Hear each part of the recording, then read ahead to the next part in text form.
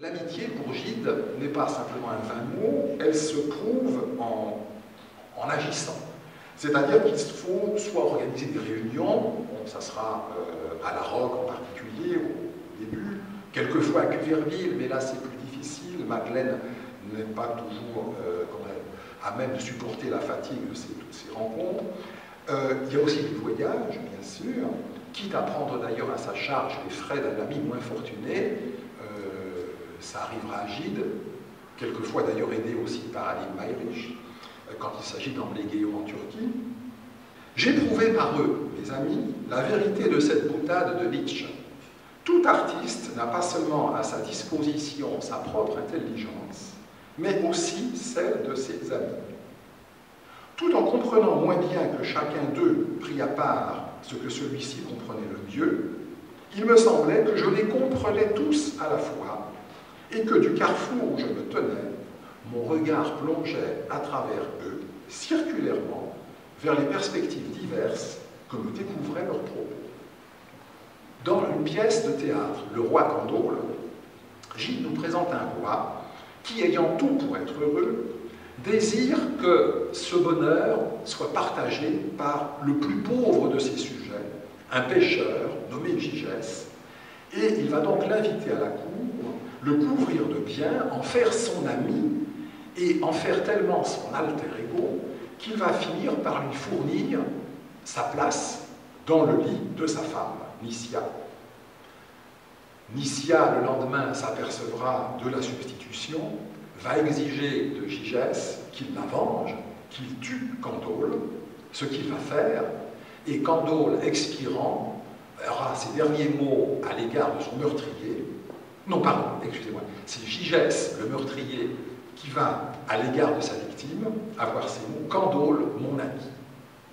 On ne tue bien que ce qu'on aime, dit Giraudoux, mais c'est déjà ce que chez Gide, semble-t-il, les amis pratiquent entre eux. L'exigence, que j'ai déjà évoquée, de la part de Gide, de se découvrir lui-même. S'il cherchait des amis différents de lui, s'il acceptait volontiers leurs critiques, leurs avis divergents, en définitive, il tenait à ce que tout cela l'aide à révéler sa vérité première. Aussi, et ça n'est pas de l'incohérence, c'est une logique typiquement gidienne, chaque fois qu'il eut à prendre une décision qui engageait sa personne et l'image qu'il voulait en donner, Gide se décida finalement tout seul, reprochant même à ses amis de le retenir dans la voie qu'il s'était tracée.